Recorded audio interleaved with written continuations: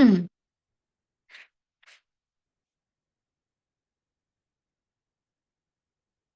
so good evening, everybody, and welcome to this session on everything that you should know if you are planning to use SmartPLS, the ABC or SmartPLS.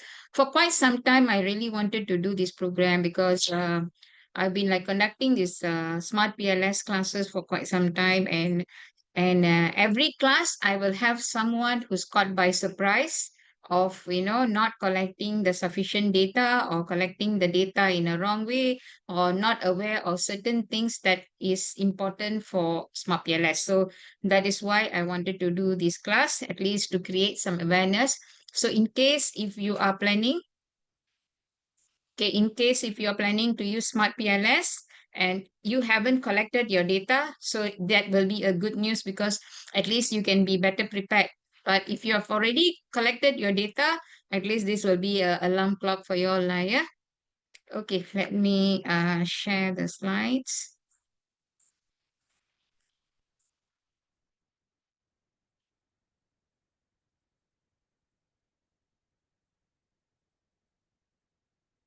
Okay, I don't allow anybody to record the session. I'm sorry, because it's my privacy of my notes and everything. But I'm recording the session, and over the weekend I will be creating a YouTube channel because my previous YouTube channel, I had problem with my email, so they blocked my YouTube channel as well. So I'm creating a new YouTube channel over the weekend, and I'll post the series of all free workshop in the YouTube channel. Then I'll let you all know so you all can actually have an access to that. Okay. So YouTube channel, there's no time limitation lah. Anytime you all can actually go and access all the old videos and new videos. Okay. Just give me some time. I will do that over the weekend. Okay, yeah? Just 1 minute, yeah?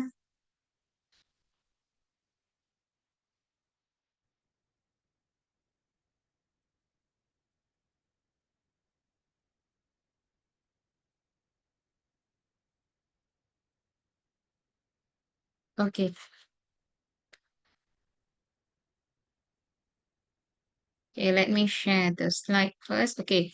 Everything that you should know if you are going to use your Smart PLS. Okay. Just give me a minute.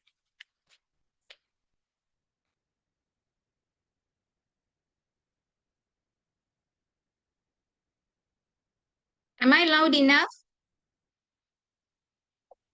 Yes, doctor. Clear. Okay. Okay. Hey, hi, Alma. Okay. Am I on the full mode already now? Nampak ke dengan jelas? Yes, doctor. Yes. Okay. Tengok ada dinosaur cari kamu semua Okay. Okay. ABC or Smart PLS, everything you should know. Okay. So the first thing in this thing is that how is Smart PLS difficult? For those who have already started to use Smart PLS, is it difficult? Susah ke?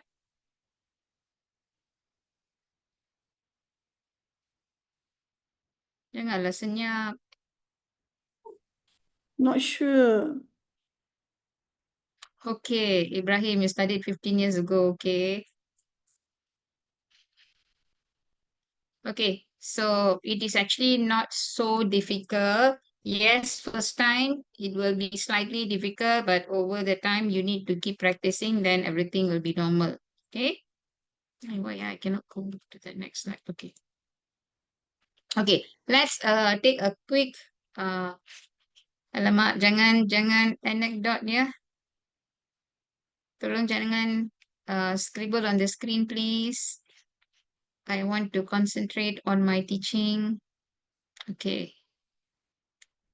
Jangan ya. Okay, disabled. Okay. Okay, so let's move on into the introduction part. So before I go into Smart PLS, there are a few things that I need to explain to you all so that you have a better understanding about what Smart PLS is about. So Smart PLS is actually a data analysis software. So in order for us to do or to conduct a good analysis, there are a few things that you have to remember.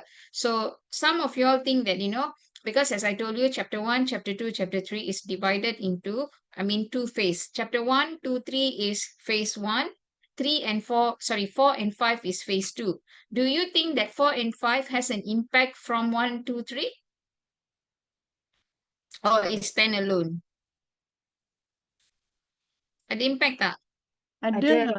Yes. Ada. Yes. So if you Ada. don't, yes, if you don't do your chapter 1, 2, 3 properly, it's going to have a very great impact on your chapter 4, which is your data analysis. So goes for Smart PLS, okay? So this is roughly your framework, a quick catch up on your framework, yeah?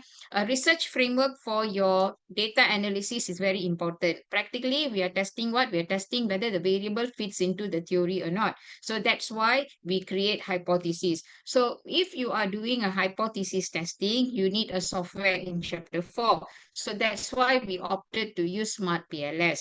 But there are few things which are very important for your SmartPLS. Remember, yeah, SmartPLS doesn't tell us what is right and what is wrong. SmartPLS will never tell us, oh no, you cannot use this variable. No, this variable you cannot use it as a mediator. Or this variable you cannot use it as a moderator. SmartPLS is not going to tell you, but the results will tell you.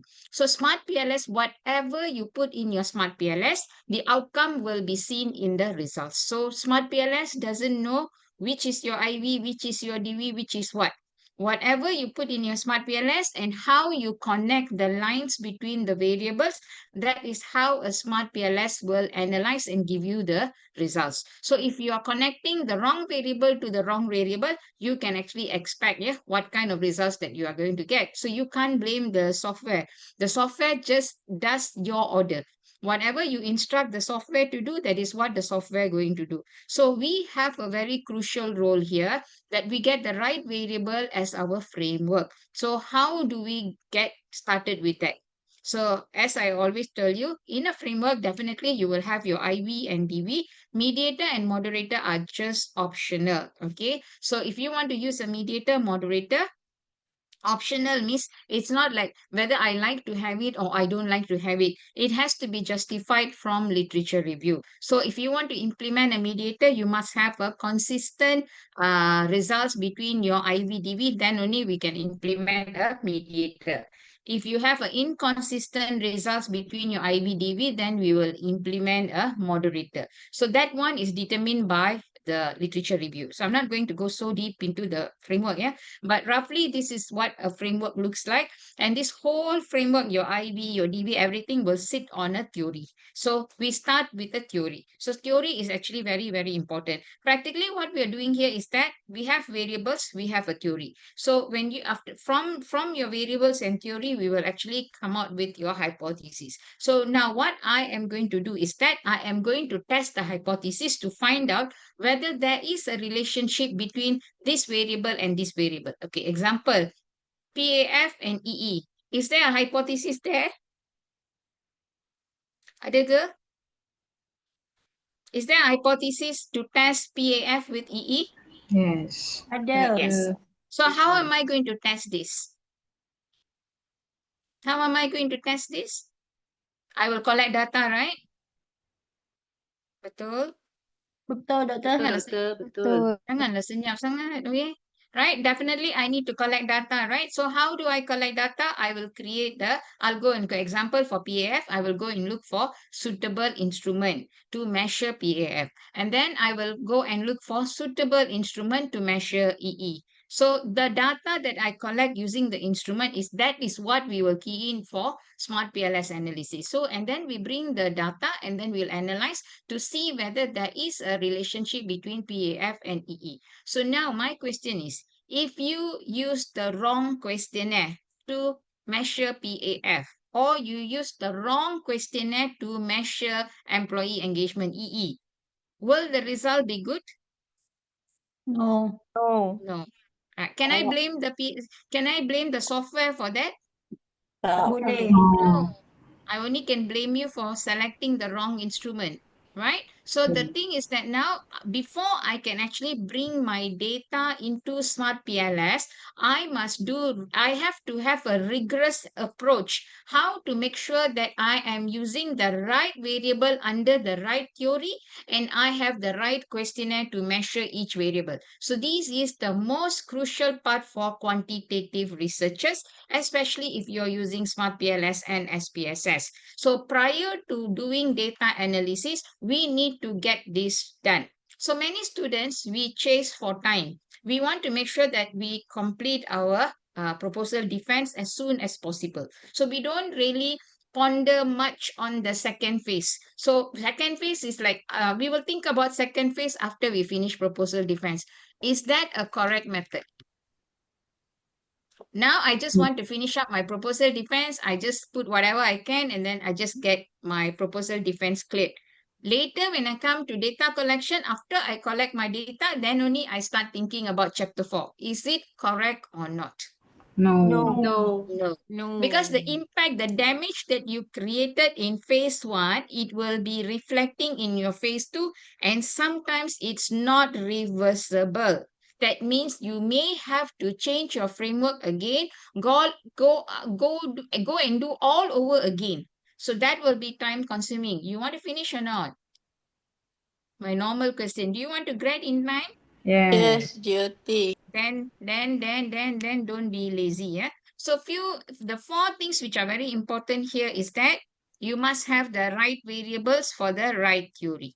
Right? That is very, very crucial. Each variable has to be explained by the theory, right? So that is one thing. Second, the unit of analysis, which is important. So unit of analysis, either it must be firm level or individual level. So all your variables in your framework must speak the same language.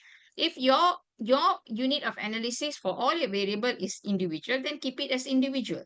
If all are firm level, keep it as firm level. Otherwise, you will have 2 different type of respondents. So it's going to give you some kind of conflict later in your results. Okay. Next, you need to define each variable so that the definition that we are using will help us to get the right instrument. Your definition and instrument must be aligned. Okay. Okay, so I have 4 steps here. So okay, this is the data integration process funnel. So for your data integration process funnel, can you see the link here? We start with variable mapping. Betul? Correct? Correct. Yes. Foreign students, international students, please excuse me if occasionally I use bahasa because I'm so used to using what mixed language, yeah. Okay, so the first thing is variable mapping. So what is variable mapping? When you are new to your research, you just started, the first thing that you need to do, is it about writing or about establishing your framework? For quantitative students, for quantitative researchers, when you started your research, what is the first thing that you do? You start to write or you start to develop your framework? Right. Develop framework. You can't write. What are you going to write? If I don't have a framework, that means I don't have a dependent variable. I don't know what are my IVs. I don't know what is my DV. I don't know which is my mediator. I don't know which is my moderator. I don't even have a theory. I don't have anything. So what am I going to write? Right? So there are a few students who came to me, doctor, I started to write, but I don't have a framework. So my first question is that,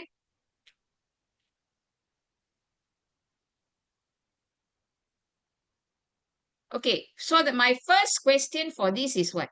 My first question is, what did you write without having a framework? Because your framework is the base for your writing. So whatever we are going to write in your chapter 2 is based on your framework, right? Like if you write your chapter 2, which is your literature review, the first thing that you will write is about your dependent variable. Right now, I don't even have a framework. So what am I going to write about? So the first step in your data integration process funnel is what? First is your variable mapping. You need to identify and align your data variables, or all your variables that you're going to use. You need to identify them based on a theory. So if you have attended my theory development class, okay, I would have taught you the proper mapping system. So that means we must have a focus area. Our focus area is actually our dependent variable.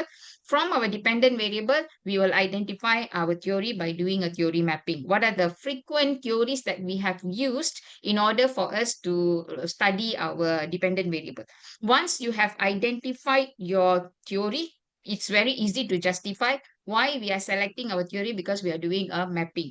So once we have done that, we will definitely move on. So that means your DV is ready, your theory is ready. So from your theory, you can actually now do a mapping for the rest of your variables, which is your IV, mediator, moderator. So once all this is done in step number 1, that means you already come out with your framework. Second is each variable need to have a definition, and we need to find out whether there are instruments to measure your variables or not. So after that only we can go into data collection, and then step 4 will be your data analysis. So these are the 4 steps in your, so now you know how your data is integrated or not? Is it integrated? Ada hubungan tak? Yes. Yeah. So your data analysis, your data is not going to fall from the sky. Right? Your data analysis depends on your data collection. What data that I'm going to collect, it depends on the definition and questionnaire. And what definition instrument it connects to your variable that you have selected for your framework. So there is an integration. From chapter 1 until chapter 5, everything is integrated. It's not standalone. So when you make a mistake in any of one of these part, it's going to impact the whole thesis. Okay? I go back here. Okay, so explain a little bit deeper, yeah? Step 1 will be variable mapping. So in your variable mapping, the first thing is that literature review mapping, identifying relevant variables for your research. Next will be variable identification, and then framework linking. So once you have settled with your theory, with your variables, you will come out with your framework. Okay, so select the right variable for your research framework. This is very, very crucial, because until now, I still have students, even after PD, after completing your PD, they keep telling that, some of my variables are not right. I may have to change. This is after proposal defense, yeah. So please give full attention to your variable selection at the very first thing of your research, because your variable will determine your data quality, right? So that's why variables are very, very important. Make sure there is a very close link between your variable and your theory. So your whatever theory that you are going to use, the theory must be able to explain your variable. If the variable doesn't fit into your theory, you may escape your proposal defense, but you may not escape your data analysis results in your chapter 4. And if it is not supported, then you're going to have a headache to justify in your chapter 5. Okay. So do in-depth LR mapping for DV to identify the most relevant IVs, mediators, moderators, and control variables that you want to use. And then looking into how your framework is able to close the gaps, try to link the gaps starting from your DV to IV. So that is step number 1. So step number 1 is always about variable mapping. Step number 2 is your definition and instrument. So definition and instrument is very important. Each variable you need to identify. Okay, example, if you have your one IV, if you go and put in Google Scholar, yeah, definition for your IV, one of your IV, will there be a lot of IVs coming out? I mean, sorry, a lot of definitions coming out? Of course, right? Betul tak? Betul, betul, doktor. Yes, Let's say if I ask for definition for employee engagement, right? There will be a lot of definition for employee engagement. Do you think that I can simply use any definition? Boleh ke? no. No. So I need to read the definition to see how relevant is the definition to my scope of study. Okay, when you are doing a research, are you just going to do to one variable or multiple variable? You're doing univariate or multivariate? Multivariate, right? Multivariate. Multivariate. So one variable with the other variable, the definition must have some kind of link or not? Linkable. Yes. Yeah. Yes. So when you don't do this, that means As long as there is a latest definition, you simply take any definition and you just put it. Later on, when you do mapping for definition, the definition is clashing. So if the definition clashing, because when we are selecting the second one, instrument, we select instrument based on definition. So when there is a clash in definition mapping, you will have a clash in measurement mapping. When you select the wrong measurement, which doesn't link with the other measurement, you are going to have serious problem in your data analysis chapter 4, right? So that's why in the very beginning itself, please check whether each variable have a good definition which explains your scope of study. Second, whether there are relevant measurement which is going to measure the variable based on the definition that you have selected. Once you have done that, now your analysis will be a bit more flawless. Okay. So in fact, flawed process leads to incorrect conclusion. That's why if you join my questionnaire classes, right, I always tell you, are you measuring what you're supposed to measure? Just because you have an instrument in your questionnaire, that doesn't mean your questionnaire is good. Just because I tell your instrument, you must take your instrument or your questionnaire, yeah? You must select, you must adapt and adopt from Q1 journal. That doesn't mean you are going to get a flawless analysis. No, you can take from Q1 journal, but is the instrument measuring what you're supposed to measure? That's the most important thing. And how do I know whether the instrument is measuring what it's supposed to measure? I need to check the instrument against my definition for the variable. So if everything is aligned, then yes. Okay, so prevention measures that you can take here is proactive steps to avoid definition issues. So definition plays a very, very crucial importance in your research, and many people overlook this. Betul tak? Correct or not? Betul. Have anyone here know that definition is so important? Because most of researchers, we don't pay attention to definition. For us, as long the definition is latest, we manage to find one definition, we just put it. How many of y'all have cross-checked your definition with the instrument? If yes, put in chat box 1. If no, put 2. Be honest, huh? Be honest. It's okay, we are learning from mistakes. Okay, one. Okay. Okay, so we still have twos, right? Okay, so twos is those who have two, it's okay. It's never too late. Please go and check back whether the instrument, your questionnaire that you have adapted, it is sync with your definition or not. That means it must speak the same language. So let's say if in my definite, okay, let me give you an example. Okay, one minute.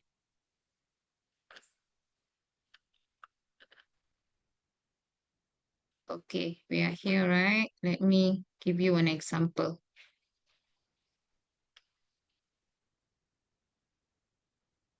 Still got people joining. Okay.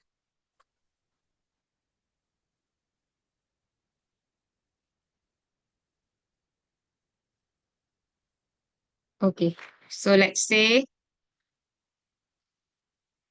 okay, I have this. So I am taking definition for EE. Okay, let me enlarge this a bit. Okay, so my definition 1 is, okay, EE measures employees' enthusiasm,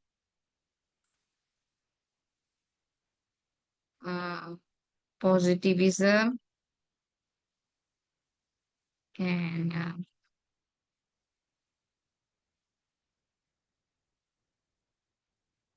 EE measures employees' enthusiasm, positivism, and engagement at workplace. Okay. Okay.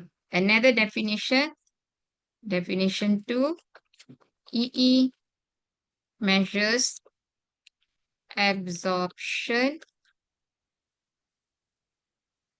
dedication,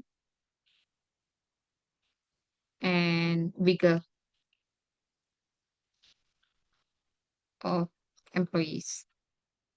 Okay, Both are definition for employee engagement. Okay, EE means employee engagement lah, yeah. So both definition are both are definition for employee engagement. But does the definition, is it the same? Is it the same? Not same. D1, D2. So let's say if I select a questionnaire which is measuring absorption, dedication, and vigor, but my definition in my thesis is D1. Is it correct? Not correct. No, correct. Not correct.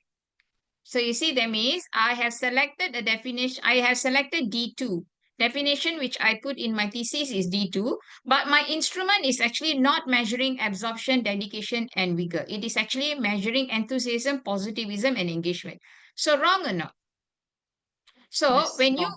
when you are going to analyze in your chapter 4, the results that you will get, okay, let's say the questionnaire that I have adapted got 3 dimension. So I am measuring this. This is 1 dimension. This is 2nd dimension. And this is 3rd dimension. Okay, so when I use 3 dimension, in my data analysis in my chapter 4, I will get results for these 3 dimension. But my definition is not talking about these 3. My definition is talking about absorption, dedication, and vigor. So problem, right? Yes. This is what we meant by I am not measuring what I supposed to measure. In SmartPLS is not going to tell, hey, excuse me, you're not measuring the right thing. SmartPLS is not going to tell us anything about it. Whatever you put, it will measure and give you. So it is our duty prior to our data analysis, we rectify all these problems. So this is the area where you cannot defend yourself when it comes to chapter 5, your argument, yeah, because you measured the wrong dimension, but your definition is wrong dimension, your measurement is in a wrong dimension. So these are things that you have to really, really, really look into before you can actually proceed with your data collection. Okay. Okay. Step 2. Step 2, sorry. Step 2, now step 3, data collection. So data collection, initially you will have a respondent pool. So your respondent pool will be a big population. So from there, you will actually identify who will be your respondent identification. So based on your sampling technique, whether you're using probability sampling, non-probability sampling, and so forth. And then you need to also define your population. Okay, and then only you will have your sampling design, sampling technique, and then only sample size calculation and your accurate data collection. So in your chapter 3, this is a very crucial part because this part will actually tell you whether the results that we are getting in your chapter 4 in your data analysis is a rigor. It has a rigor or not. So that means it has quality or not. So this part is very crucial. Yeah. So killer 2, this is the killer 2. And this is your killer 1. Your killer 1 is right. Wrong definition, wrong instrument is your killer 1 for your data analysis. Your killer 2. So your killer 2 will be this one, right? Are you collecting data from the right respondent? Okay. Let's say I have good definition, I have good instrument, right? But I'm not collecting from the right respondent. Then will I get a good data or not? If I give my questionnaire to the wrong respondent, will I get a good data? No. No, definitely no. So No. that's why your examiners are very, very, very they are very harsh on this part. It's not because they don't like you or what. It's because when you don't get the right respondent answering your questionnaire, you're going to have a lot of issue in your data because the data quality will not be there, right? So identifying the most crucial respondent to respond to your questionnaire is very, very important. And furthermore, nowadays, we are all relying on Google Form. We are all relying on Google Form. So you know what is the impact of Google Form or not? Do you know what is the impact of Google Form? We don't know who are our respondents, right? Yes. Because even though in chapter 3 we say that I only want my respondents, example, you're using purposive sampling, so you say that my respondents will be English teachers in high secondary school in Malaysia, government secondary school in Malaysia. So when you actually blast your Google form, do you think your Google form will only go to English teachers in secondary school Malaysia, or it will go to everybody? Go to everybody. To go to everybody. So how do I know I'm who the person who's responding to my questionnaire is actually the English teacher or not from Section to secondary ask. school? So that is where you need to include inclusive Section question A. and exclusive questions, right? So based on the inclusive and exclusive questions, we can actually determine whether we are getting the right respondent or not. So inclusive and exclusive means all those respondents who are not supposed to answer the questionnaire, but if they have answered, we'll remove them from further analysis. This is to maintain the rigor of your analysis. Understand? Yes. Understand? Right? Yes. So all are connected. So we have to make sure that whatever we do, for us to make sure our data analysis is good, we need to first of all know that who will be our respondent and are the right respondents answering your questionnaire. That is what we will say that you are maintaining your data quality, right? So and then we will also need to determine. Okay, sometimes you say, some of you all are using G power, right? G power to determine your sample size. Do you know that G power is actually minimum sample size? It's not maximum. So in order for us to make sure that we have a good sampling power, we have to determine what is our sample size, not just follow Google power, G power. G power is just a minimum sample size. It's not maximum. So you need to maintain the minimum, then only you can actually do the analysis. But maximum, you need to go more than G power. So all these, okay, because sometimes some students argue with me, no, G power say 90 enough. So I only collected 90. So I asked them, what is your total population? 1 million. For 1 million population, is 93 enough? Do you think enough? Can 93 represent 1 No. million population? Okay. Simple calculation lah. Simple No. mathematics lah, right? Enough. So simple mathematics. Because that's why I say, don't do research for the sake of doing. You yourself should know, right? How can 93 people in 1 million population represent the results that we are going to get for 1 million? How can it generalize the results for 1 million? So it doesn't make sense. So then we need to have another criteria. Like Hare says that because SmartPLS can support, even though in SmartPLS we have a statement by Hare saying that SmartPLS can support small sample size. Small means what? Small means for small population, not small means for big population. For big population, yes, definitely we want a bigger sample size. For a small population, maybe your population is only 1,000. For 1,000, if you can get about 150, 200, sufficient. But for 100,000, 200,000, 300,000, 100 or 150 data is not sufficient, right? So you have to know all that criteria. So don't simply read something in your methodology book and interpret it according to your wish. They have already given detailed explanation, yeah? Okay. Next step will be data analysis process. So data analysis process starts where? After you have collected your data, the next killer. So why I say the killer 3 is the most dangerous. Why? Here got killer 2, here got killer 1. So killer 1 still okay, killer 2 boleh lah. But killer 3 is the most dangerous. Why?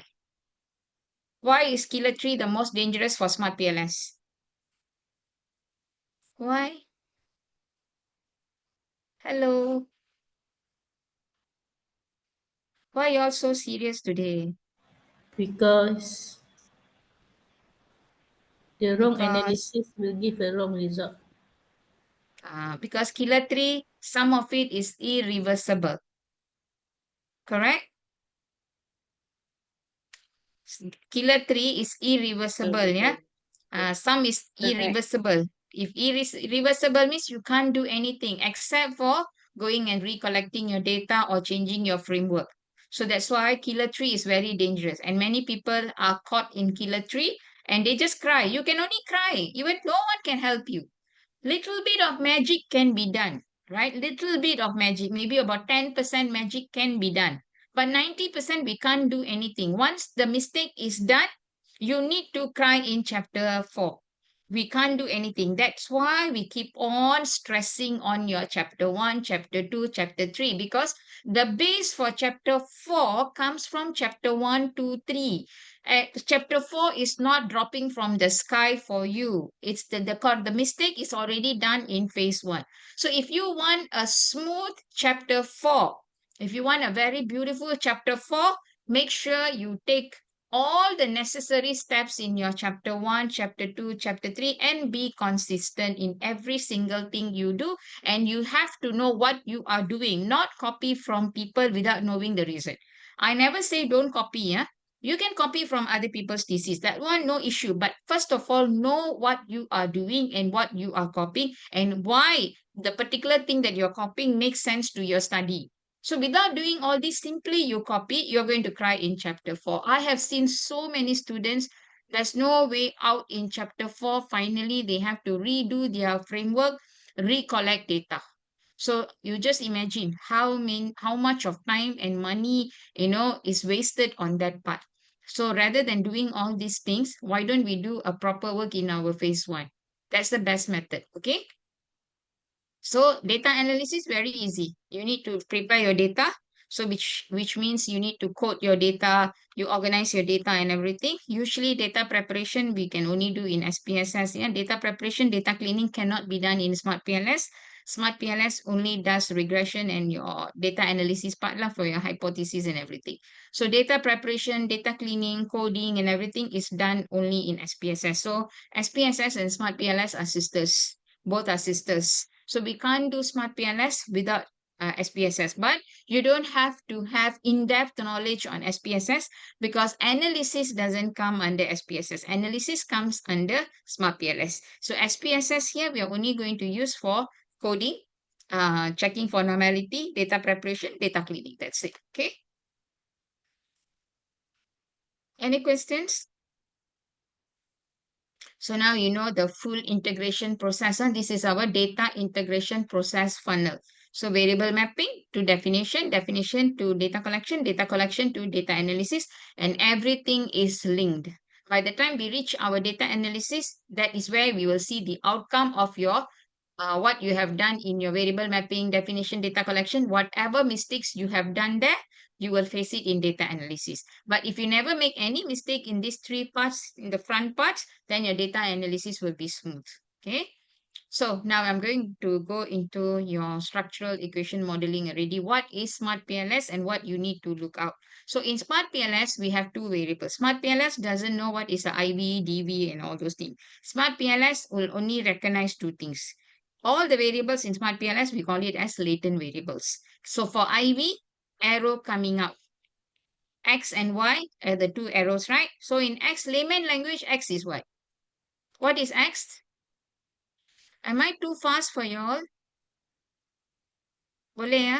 No, boleh, Doctor. Yeah, because quite a lot to cover, so need to speed up a bit. Okay. So what is X? IV. Exogenous variable. IV. IV. IV, right? X is IV, right? Okay. Yes. Y is DV, right? So in our research, once we go into our analysis format already, chapter 1, chapter 2, chapter 3, X we call as IV, Y we will call it as DV. But once you get into the analysis mode, X we call it as exogenous variable. Y we will call it as endogenous variable. Exogenous variable means arrow coming out. Endogenous means arrow going in. So this is very, very important in SmartPLS because when you want to see the impact and everything like R square, everything will appear on the endogenous only. It won't appear on the exogenous because exogenous will predict the impact on the endogenous. So you need to understand. Arrow, very simple. Arrow coming out, exogenous. Arrow going in, endogenous. So what are these? X1, X2, Y1, Y2, what are all these? What is X1, X2? These are the items. X1, X2 is the items for measuring X. Y1, Y2 is the items for measuring Y. What are items? Your questionnaire, right? Yes. Correct? Yes. Yeah. the statements that you put in your questionnaire to measure each variable, that they are called items. In research terminology, we call it as observed variable. You need to observe this item in order to measure these variables. So that's why they are called as observed variables. X is called as a latent variable. X1, X2 are called as observed variables. So either you call them as observed variable, but mostly we'll call them as items lah. So item is soalan. That means the statements that we are using to measure. So items are the one that we adapt from papers. So that are called as items. Okay. Okay, PLS SEM advantage. What is the advantage of using PLS SEM? Okay. Okay, one, precise estimation ensures accurate construct measurement, because a lot of the PLS SEM is a very rigorous methodology to measure your data. So that's why you get a pin dot estimation lah. Second is a holistic analysis, evaluates the entire model simultaneously. So the beauty of PLS, you can have even 1,000 variable. You can just draw 1,000 variable in it at one go, and it will measure and give you everything together. So you don't have to do separate models. You can have 20 IVs, you can have 5 DVs, you can have 4 moderators, mediators, everything. Just at one button, one click, it will give you the whole results. So that's why it's a holistic analysis. That means you can actually measure your whole model at one go. Okay. And then small sample size. We don't need a very big sample size for your PLS. Yeah. So the nice number will always be about 200 to 400. Sometimes when you have too big number like 700, 800, also not appropriate for PLS SEM, because it will start giving you false results. So the nice number for PLS is between 200 to 400. Okay, and then suitable for initial research and hypothesis generation, because you generated your hypothesis. Now you want to see whether the variables that you are measuring using a hypothesis, whether it's supported or not supported. So this is the best method to actually measure your hypothesis. Okay, now the killer. This is actually my killer. For some of you, this is the killer. Okay, those who have never attended my class before, because some of y'all are my old students here. So those are my old students, you know what a construct already by now. So those who have never attended my session before, one, can one, but 500 to 600. Have you tested? For 500 to 700, 600, 700, 800, almost will be better. But again, almost is very sensitive. You need normal data, right? So normal data, only when you have a normal data, you can actually use almost. But PLS, the beauty of PLS is that whether the data is normal or not normal, you can actually use PLS.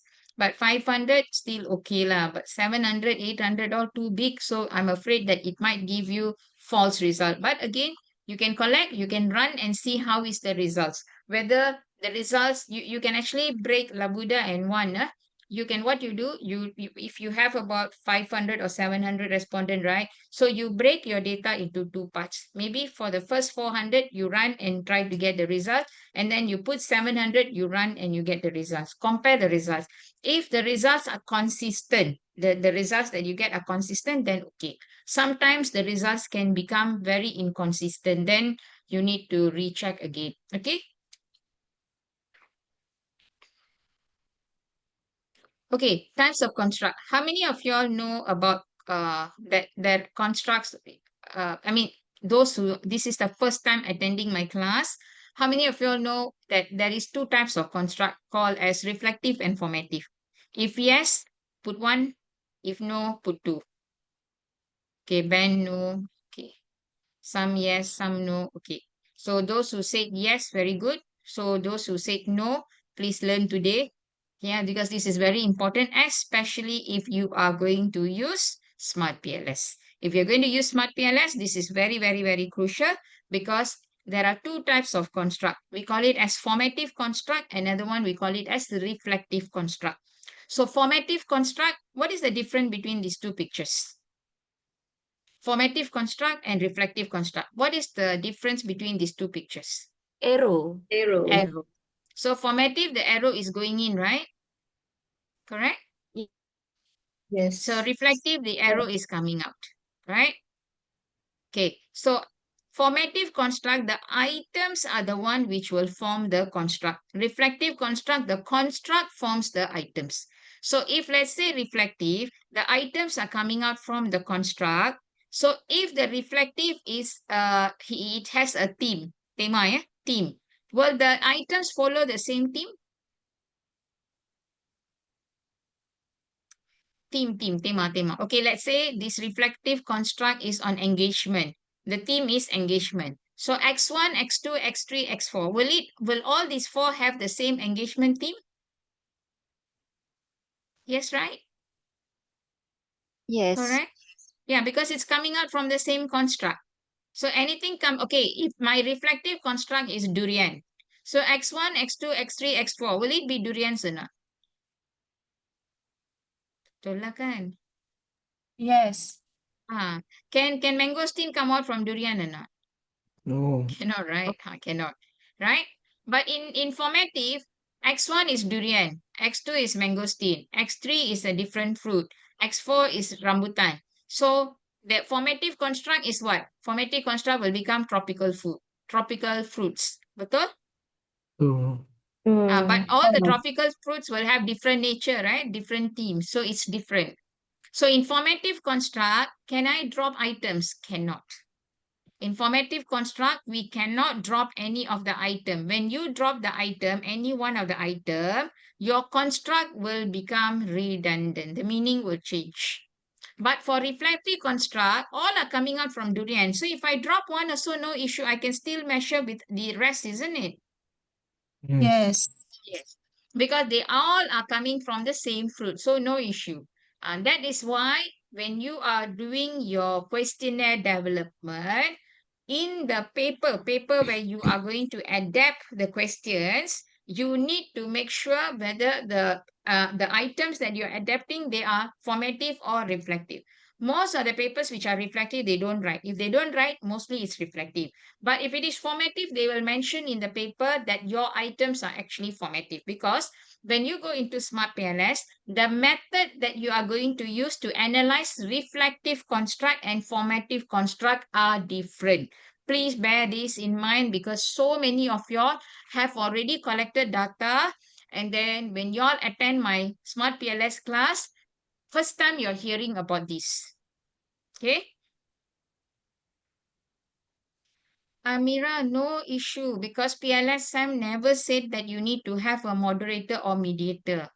Without moderator, mediator, we can still run PLS.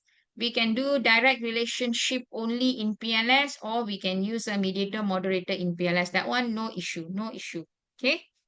PLS supports everything, direct relationship and indirect relationship. There's no criteria saying if you're using SmartPLS, you must have indirect effect. Okay? Kalau saya ada masa sekejap lagi, saya cuba lukis dan tunjuk you all ya, SmartPLS. Okay? Okay, so that is the formative construct and reflective construct. Sekejap ya. Just a minute. Okay. So can you see this? This is reflective indicators. Arrow going out, right? Correct? Correct. Yes. Okay. This is how you will actually draw in SmartPLS. When you draw in SmartPLS, this is how it will look. So when you are running reflective indicators, you will get loadings. So these loadings, you will get loadings. But when you are running it in for your formative construct, formative indicators, you won't get loading, you'll get weight. So there are two different things, right? Loadings and weight. Correct? Yes. Betul? So Yes. it's not there. Can you see the arrows are also different, right? Arrow going out, arrow coming in. Cross analysis also is different. So you need to know the analysis. So that means by the time you collect your data, you should know which variable in your framework is reflective, which variable in your framework is formative. it doesn't matter. It's not a big deal, whether there's no such thing that you can only use reflective or you can only use formative. That one, no issue.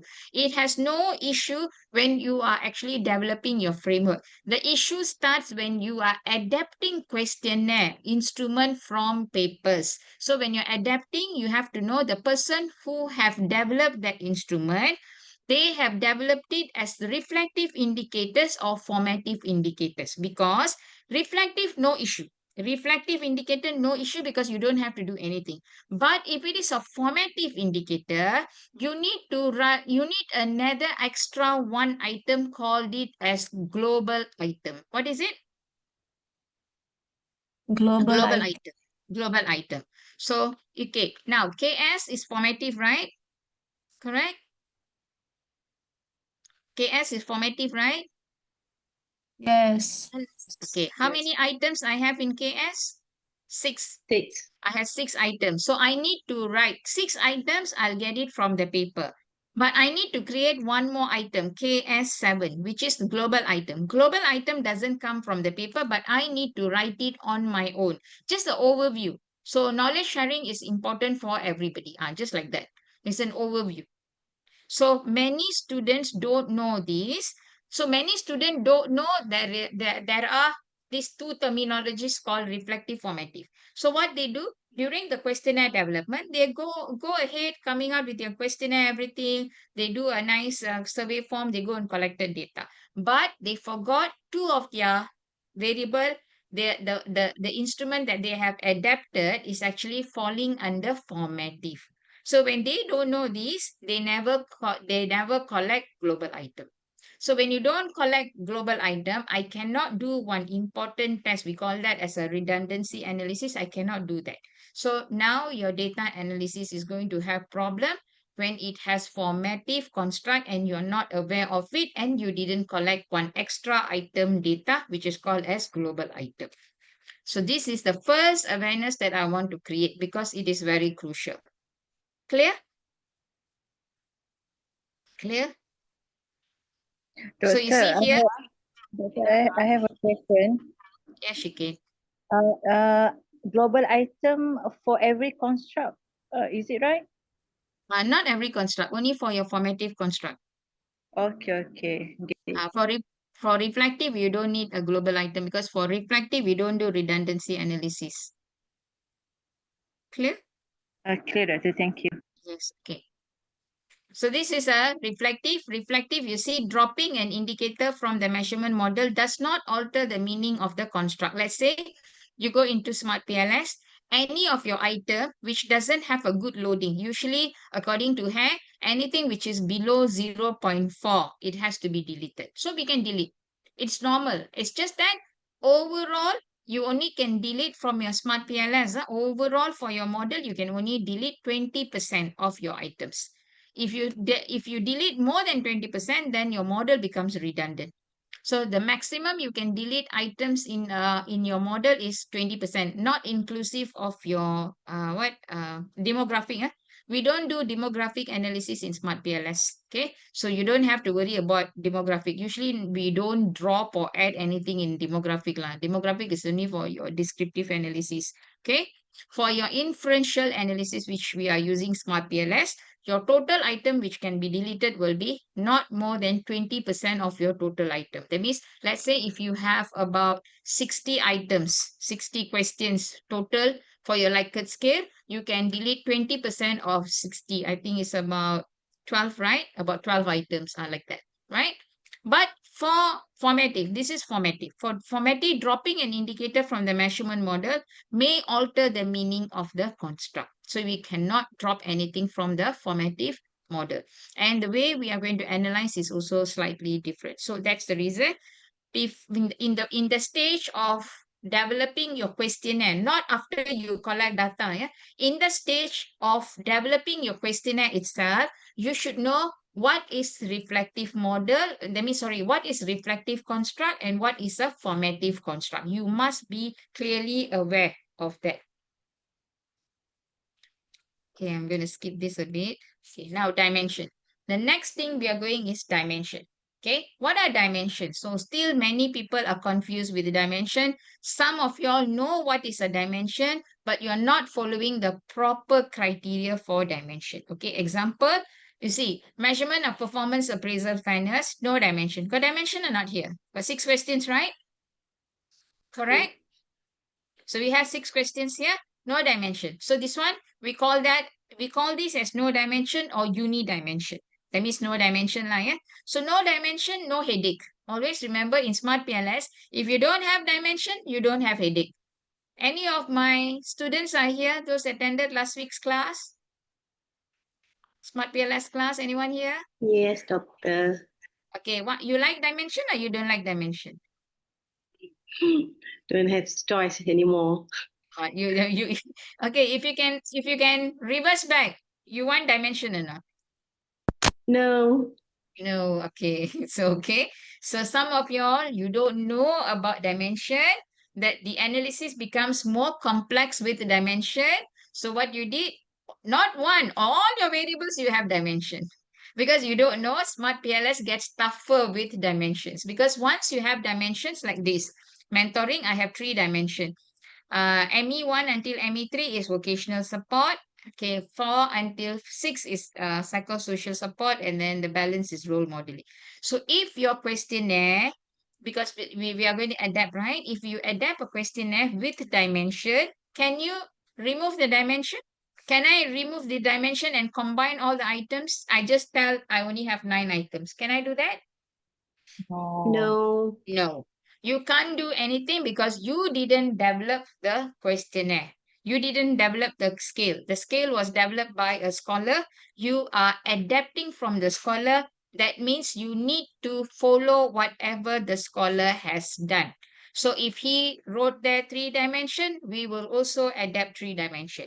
If no dimension, we also follow no dimension. And you cannot combine dimensions, yeah? You cannot combine 2 dimension from author A with 1 dimension from author B. Cannot. Because if you do that, later in your analysis, you are going to have a lot of issues like discriminant issues, collinearity issues. So many issues will come up. So we cannot simply combine dimensions. Okay. So you need to follow whatever has been developed. You are going to adapt that. You need to follow the dimensions, and you cannot hide dimensions. So if your examiners are smart, they find out major correction. Okay, this is how layout of a framework with a dimension looks like. You like it?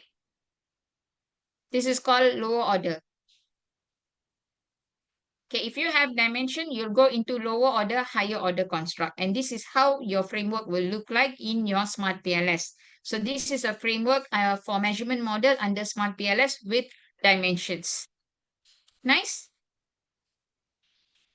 Complicated? Complicated. Yes, so Complicated. complicated. So you decide now whether you want to adapt a construct with the dimension or no dimension. Yeah. If you adapt something with dimension, no issue, is doable. Because I also did this in my research. This is my framework, yeah. So I have 3 constructs with the dimension. It's doable. It's just that it looks more complicated lah, yeah. More work. Once it gets into higher order, it becomes very simple like that. So your model achieves parsimony, yeah. Okay. So limitations of current scale development, which is very important for your data analysis, is that. So remember, type of construct is very important. You should know before you collect your data. And then what are dimension, you should know, because when you have dimension, you will go into lower order, higher order analysis in your SmartPLS. You should know. Third, you must be very, very, very, very careful with your questionnaire development, right? So failure to adequately define your construct domain is the first problem. Items not measuring what it intends to measure is another problem. Items and variables are in different unit of analysis. That is a major problem. Items not relevant towards your overall research. That's another headache. Adapting instruments from predatory journals, that is also going to have a great impact. It will give high collinearity issue and discriminant issue later in your analysis. Lack of refinement will have an impact on your analysis. No further reliability validity check is another problem. Combining items from various resources major issue in your data analysis. All these things, you will do all these mistakes in which part? You will do all these mistakes in which part?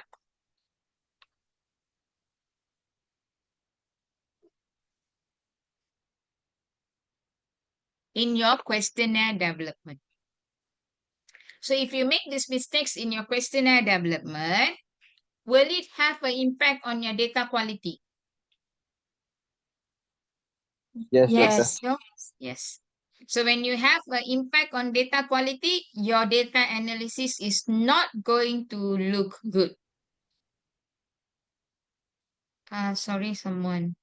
Abdul can take three construct in theory of planned behavior as the dimension. No.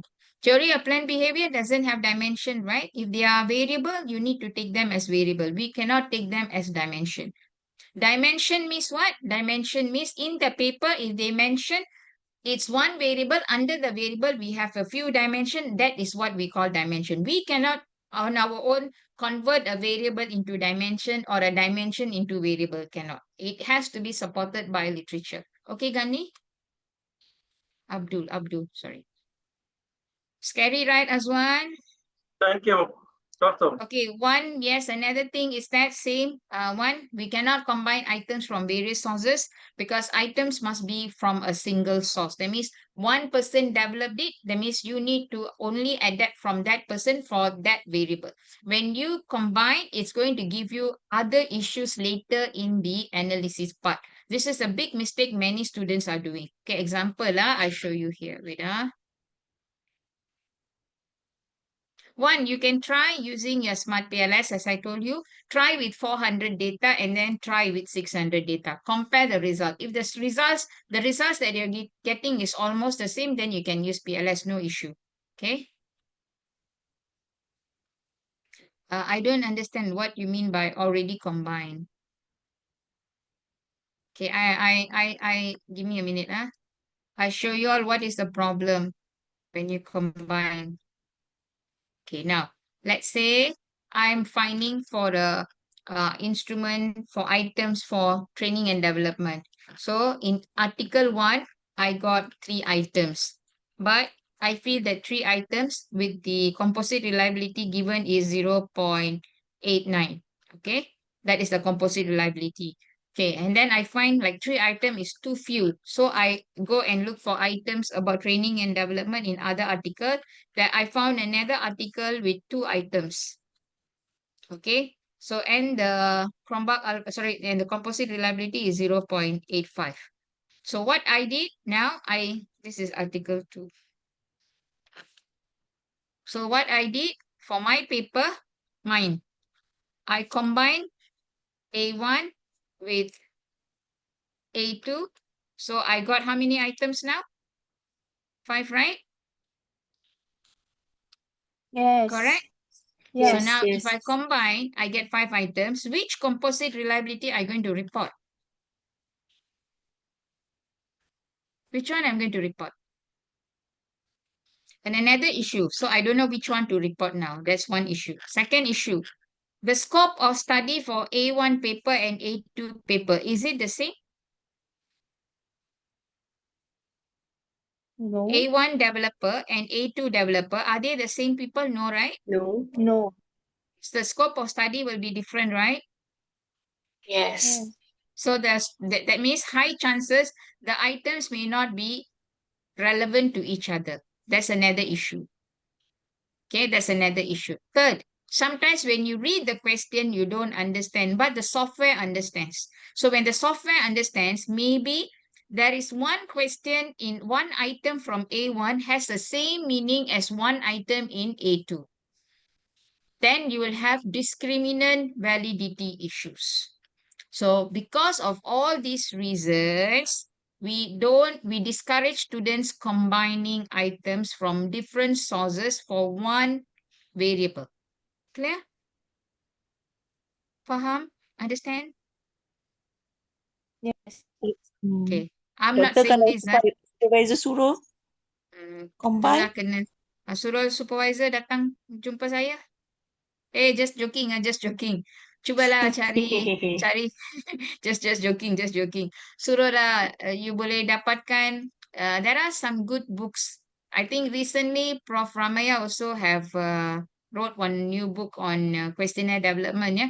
Dalam itu pun dia ada bagi tahu jangan combine items. So the issues that we will have when you combine item. Cubalah bincang baik-baik dengan supervisor. Okay ke? Okay, Doktor. Yeah. Okay, so we are done with this. This one. Okay, now I just want to pukul berapa sekarang? Wow, 7:10 dah. Okay, so this is a model, how a model looks in SmartPLS. Okay, that if you look here, there are lines from variable to item, right? All the TR1, TR2, TR3, that are items, right? So each variable got items or not?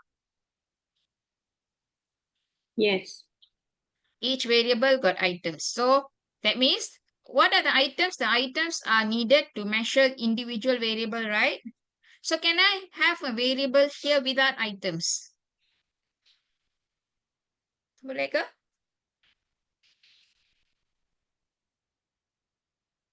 Variable Cannot, right? items cannot. Cannot. Then because How to items are measure? needed to, yes, correct. Good. How to measure? Good question.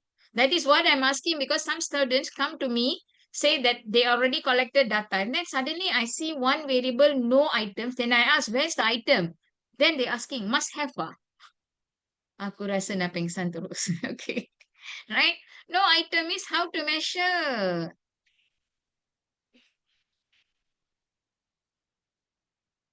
Okay, Wan, wish you good luck ya. Kalau tak ada masalah, tak apa, but actually cannot. By right, cannot. But you already collected your data, right, Wan? If you already collected, you can't do anything. You can't use EFA with SmartPLS, Labuda. EFA is exploratory factor analysis. We only use EFA when we are developing a new scale. So right now, we are not doing development of any scale. We are just adapting. You adapt means you can't do EFA, because the person who developed, they already done EFA, cleaning everything, and then whatever items that they have published is the item which is already after cleaning, the final product. So we don't do EFA, because when you do EFA, it will rearrange all our items into different variables. Then you are just actually creating a blunder. So no EFA in SmartPLS, yeah? We don't do EFA in SmartPLS. I think you can refer to Joe Hare's book 2022. He has actually clearly stated that as well in most of his papers and books, yeah? No EFA for those who are doing adapting skills. So one, it's okay. Because your supervisor asks, you just follow. Hopefully no issue lah, yeah. You can't do EFA one. EFA means you really cannot do EFA. Then it will rearrange everything. Yeah. We can't do EFA one. We can do EFA in SPSS, but if you are using confirmatory factor analysis, CFA, you cannot do EFA. Yeah. You understand what is EFA? EFA means, let's say we are developing a new scale. First, initially, we'll come out about 30, 40 questions, items. Okay. So after that, you will run the EFA. It will actually drop some items and then rearrange them into certain factors. And that is how. So the final part only we will publish. And that is what we are adapting. So one, you have already adapted the question from somebody. So you can't run EFA at this stage because we are not developing the questionnaire. It's not about choosing either one. You are already in a CFA. So you will only have to do CFA. You can't do EFA because you are not developing a new questionnaire. So you are not developing a new scale. So we cannot do EFA. You have to do CFA. Yeah. So some old school, they don't understand this. So that's why they ask students, why you never do EFA? We cannot do EFA. It's not I don't want to do. We cannot do because we are taking questionnaire from established source. They already developed it. So we only can do CFA. We cannot do EFA. Yeah. Okay, so back here. So we have two sets of lines here. So these are the lines from the construct to item. So all the construct got items, right? Correct? These lines, right? Correct? Correct. So all the lines between the construct and item is called as outer model. What is it? Outer model. Outer model. Okay, and then you also have another line connecting the construct to construct. Betul? The inner line. The inner line is inner model. So in one model, you will have outer model and inner model. Outer model means the line between the items and the construct is to check whether the items measure the construct or not. That is outer model. So outer model is called measurement model in PLS. So outer model is measurement model. Outer model has nothing to do with your hypothesis. It's all about the item and the construct. Inner model is where you measure your hypothesis, which is called as structural model. So we have two models in SmartPLS, measurement model, structural model.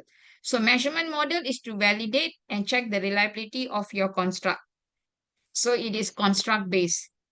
Inner model is to check the relationship between one variable to the other variable where we will test the hypothesis, the relationship. Okay? Okay, not? Okay, I just want to show you in PLS. Sekejap ya.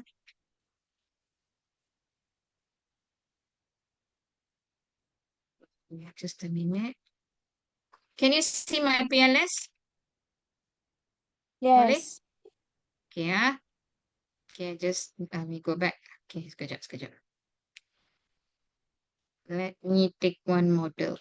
Okay, just now I told you all about, I just show you all one simple model.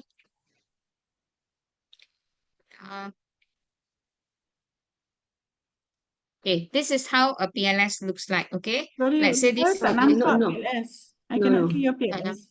There's no Okay, sekejap. slide.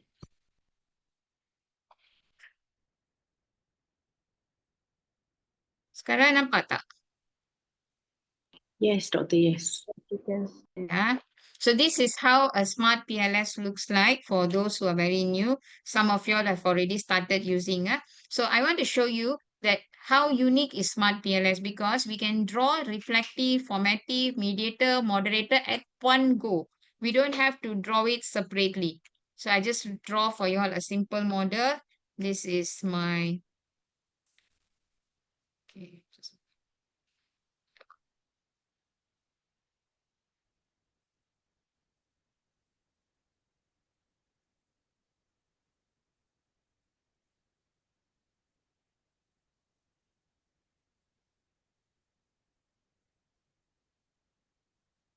okay.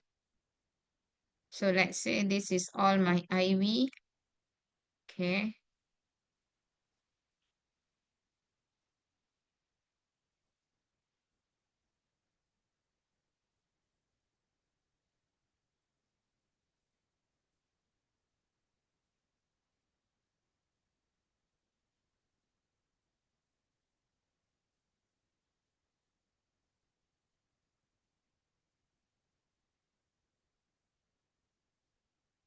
I'm simply drawing. I'm not really following my hypothesis. Okay, I just want to show you all, that's it. Okay.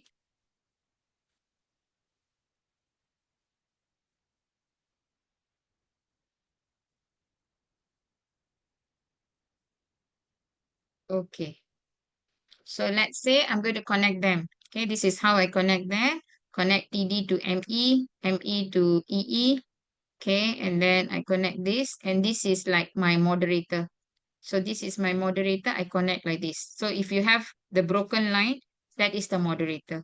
So this one, ME is my mediator because it's connecting between TD and EE. And between PF and EE, I have a direct relationship. So I can draw direct relationship. I can put a moderator here. I can put a mediator here. I can put so many things here. That is the beauty of SmartPLS. And it can run at one go. Clear? Okay, Clear. I just want to ask you. Okay, my TD is reflective or formative? Formative. TD. Okay, see properly. Reflective arrow Reflective. going up. Arrow going out, right? So you see in my model, are there any formatives here? No. No, all are reflective, right? So I can just, based on my read up from my literature, let's say TD is my formative, I right click, I just need to invert the measurement model. Now TD is formative, right? Yes. Correct. TD is Yes. formative. The rest are reflective. Okay.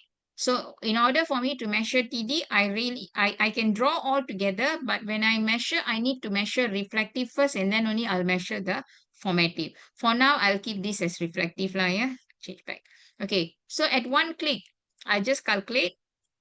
I run the PLS algorithm, start calculation. So it will start running everything. Okay, now, can you see all these line got values or not? Yes. Got? Yes. These are all Loading. called as loadings because all are reflective. So all these. So if your loading is below 0.4, that item can be deleted. But you need to report in your thesis. So now, how to make sure? Now all my loadings are good, right? Do I have Yes. any problem?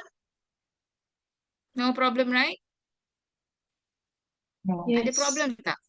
Ada problem kan? Tak ada. So ini No. cantik. Kenapa? Why all this looking good is because the data quality. I maintain my data quality prior to data during my data collection. So I made sure I had expert review. I did my pre-testing. I did my translation. I made sure all my items I actually adapted from reliable journals. So I did a lot of work in my questionnaire development. So when I do that, I get a very good results in my SmartPLS.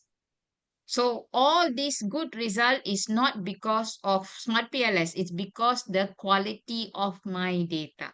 So if you see, wait, so construct reliability validity. This one. This is our first killer in SmartPLS. Later you need to report in your thesis. Your Chromebug Alpha, all green, very good.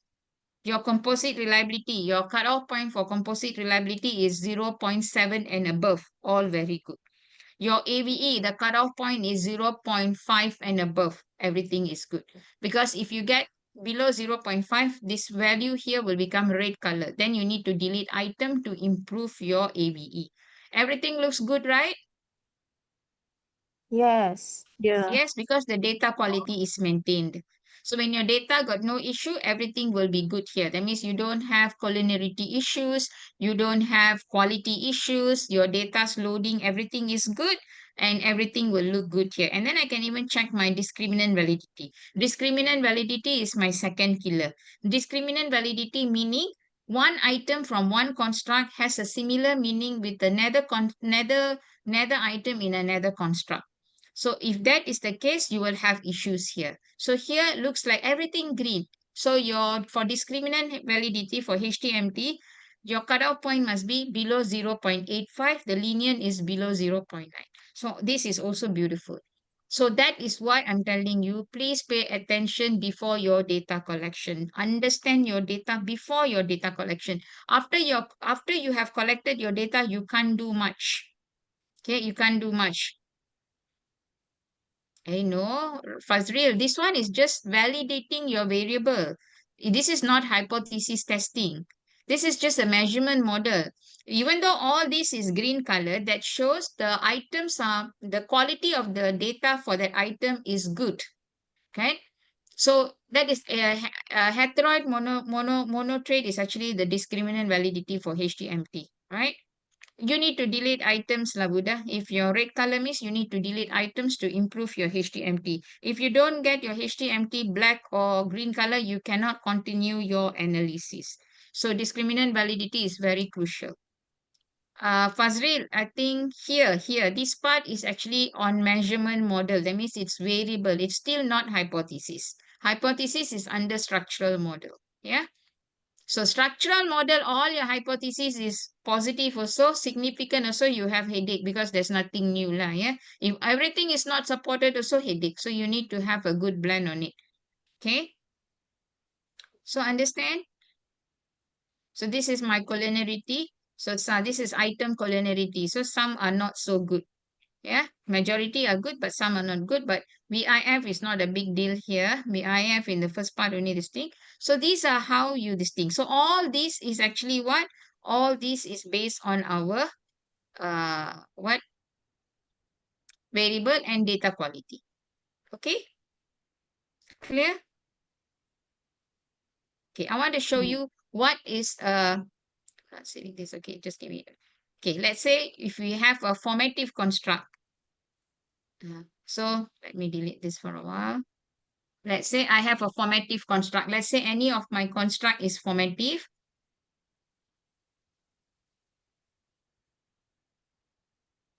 No, Amina, we see that together.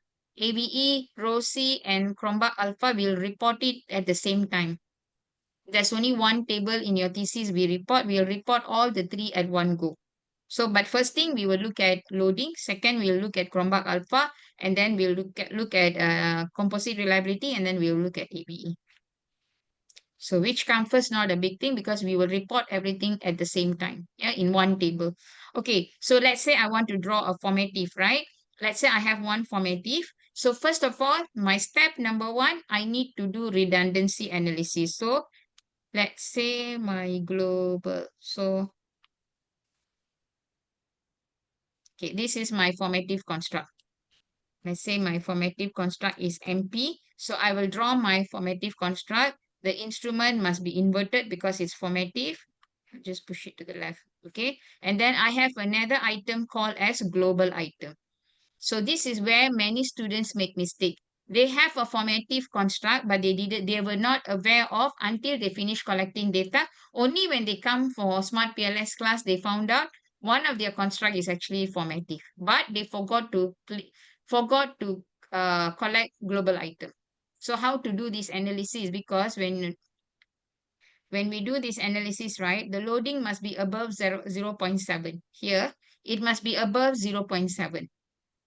Okay, so only if this is above 0.7, I can go to the second step. Now it's above 0.814. Okay lah. But what if you never collect global item, then I cannot do this step. If I don't do this step, I cannot do the next formative analysis step. So this is where many students make mistakes. So that's why prior to going into SmartPLS, there are few things you have to learn, you have to know, so that you don't miss collecting any important data. Okay? Okay, girl? Okay, Okay, doctor. doctor. Okay, doctor.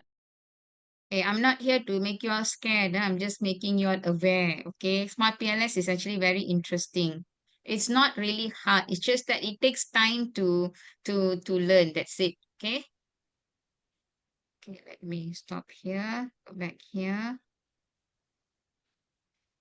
So what are the things that you need to report in your SmartPLS? Okay, when you do a SmartPLS analysis, you will check for normality, data normality, whether your data is normal. So you don't have to worry about data normal or not normal because SmartPLS is a non-parametric tool. That means it can run normal data also can, not normal also can. So no worries on that. Okay.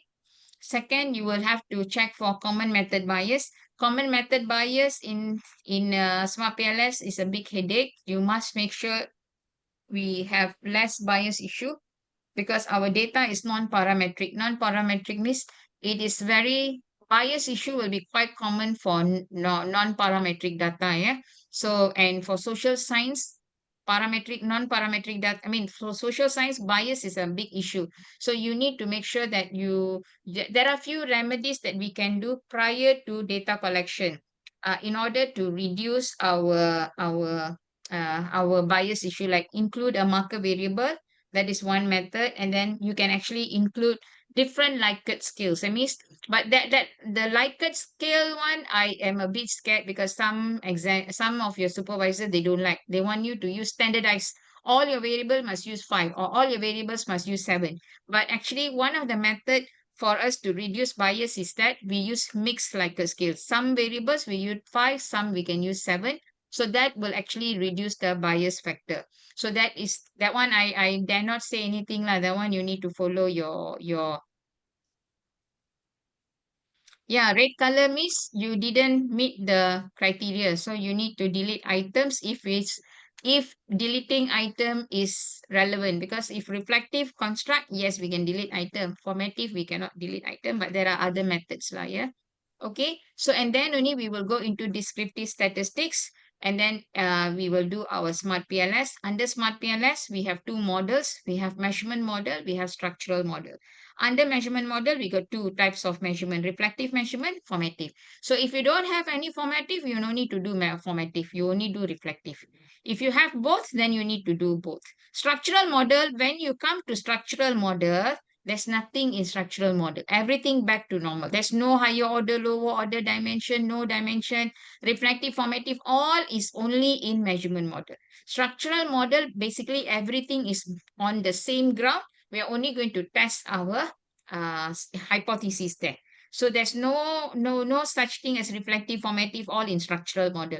All this reflective, formative, dimension, all this is only in the measurement model. Okay, girl?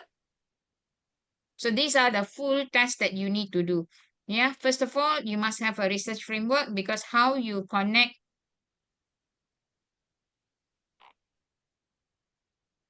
marker variable has nothing to do with reflective formative construct, honey. Marker variable is a new variable which you will include in your research framework. It is not, it's totally different from your research. It's not relevant to your research at all. It is actually to reduce your bias factor. So with the common marker variable that we usually use, the blue personality is I think 3 or 4 items we'll include into your data collection. You collect data, and then we only do marker variable testing only. But it is not part of your research. Only to reduce bias, we include a marker variable. Okay. I can't explain very detailed because we have time limitation. So usually I'll do that during classes lah, yeah. Okay, so first of all, you must have your research framework. You must have your hypothesis in order for us to do our SmartPLS, because the way you connect everything is based on your hypothesis. After that only we will collect the data analysis. So in your data analysis, you will start with your data cleaning, and then normality test, and then common method, which is our marker variable, and full collinearity test. Full collinearity test is also another headache because your VIF has to be less than 3.3 or 5. And then only we will start your SmartPLS, which is measurement model, phase 1. So in measurement model, we'll check for loading, AVE, composite reliability, and cross-loading HTMT, which HTMT compulsory to report lah.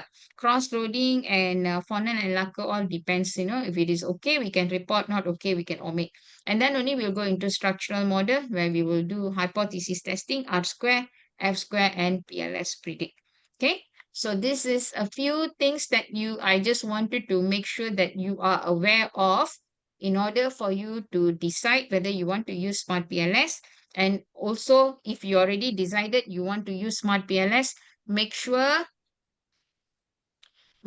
you never miss out anything. Please, if you already finalized that you want to use a SmartPLS, make sure before you collect your data, you know about your dimensions. You also know about your construct, whether they are reflective or formative, so that you'll be better prepared. And make sure your questionnaire development, especially if you're using SmartPLS, right?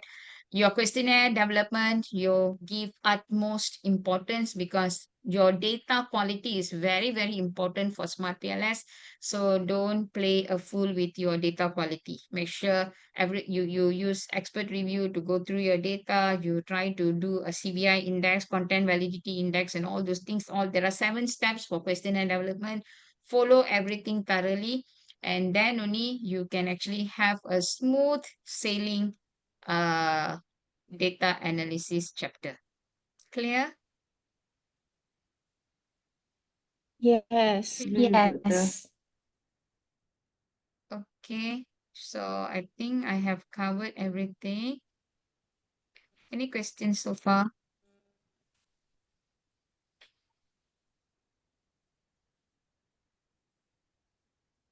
Okay, just give me 1 minute. We are upcoming program in Sarawak. I'm running a SmartPLS class on 27, 28, 29 June. It's a small class at Traffic 360 Training Metro City next weekend lah. So any of your Sarawak friends are here can join the session. Okay, it's a face-to-face session. This is my first SmartPLS face-to-face session in Sarawak. So looking forward to have your to those who are in Sarawak to join me. And then we have an upcoming bootcamp, which is chapter 1, chapter 2, chapter 3, and your theoretical framework development. Everything will be covered in the bootcamp in KK, which is 25th, 26th, 27th July in Sabah, KK. Yeah. And then this is our schedule for our workshops online and face-to-face from July until September, actually from until October, right? This is my schedule. So feel free to join our classes. Okay. Okay. So back to you all. Any questions before we end the session? Anyway, thank you so much for joining. One, can you just check the timetable one? I think, sorry, the schedule is everything is in the schedule. Okay. Okay. Let me clear up some of the questions. Okay. If my objective are, let's say, A influence B, B mediate A and C, D moderate A and C, does be a, of course, you're testing your, okay, B mediate A and C and all those things. How are you going to measure? In order for you to measure, you need a software, right? So PLS predict is still required. Overall, okay, sorry. PLS predict is still required. Whether you have a mediator direct relationship or indirect relationship, we still need a PLS predict, because PLS predict has nothing to do with your mediator moderator. It is actually on your endogenous variables. PLS predict is actually on your endogenous, your R square, endogenous variables. Okay. Okay, dear Prof, what if the LR is cited from latest papers, but the data information found is from papers a little bit older? I'm not sure what you're trying to ask. So that means the original data is from old papers, but you are citing the latest paper which have used that original, right? Can. Not if you can, you try to put both. That means you put the older version and the latest version, and then you justify which one you're taking, the adaptation that which one you're taking. Okay. Kita akan the full collinearity, first full collinearity VIF tu kita test dalam SPSS. Dalam SmartPLS pun kita buat juga kita buat juga ya Zahara, tapi kita buat yang paling penting adalah yang dalam SPSS tu. Kita akan check for VIF and tolerance. Okay. Can I replace to use SPSS if no. There's no such thing that SPSS gives you better results. Sorry. Can I replace to use SPSS if the SmartPLS is not good in results such as VIF? No, you need to report SPSS VIF, and then when we go into SmartPLS, we will also report the SmartPLS VIF. But the VIF, which is most important, is the SPSS one, because that is the initial data, checking for normality and problem with the data. The initial part, the SPSS is more important. Okay, so we will stop here. Thanks you everybody for joining. Wish you all good luck. Okay. Next week I will be having one more free session, but that one will be mostly on your chapter 1, chapter 2, chapter 3. What are the things that you need to know in order for you to write a good chapter 1, chapter 2, chapter 3? I will announce in the group. I'm having problem with my WhatsApp group, so please remain in the Telegram group until further notice. Anything I will inform in the Telegram group. So wish you all good luck. Thank you so much for joining. Hope it benefited you all. And I will try to upload this recording in my YouTube channel over the weekend, and I will give you all the link. Thank you so much. Have a great day. Bye. Thank you, Doctor. Thank you, Thank Doctor. you, Bye. Doctor. Thank you, Doctor. Thank you, Doctor. Thank you, Doctor. Thank you, Doctor. Thank you. Bye. Thank you, Bye. Doctor. Bye. Bye. Bye. Thank you, Doctor. Thank you, Aswan. Bye, Aswan. Bye-bye. Doctor, thank you. Bye, Thank you. Doctor. Thank For you. the Telegram. Bye. The link for the Telegram. I will give it in the group later. Okay. Okay, you're in the group, right? In the ABC WhatsApp group? Yes, I'm in the group. Okay, sure. All right. Thank you.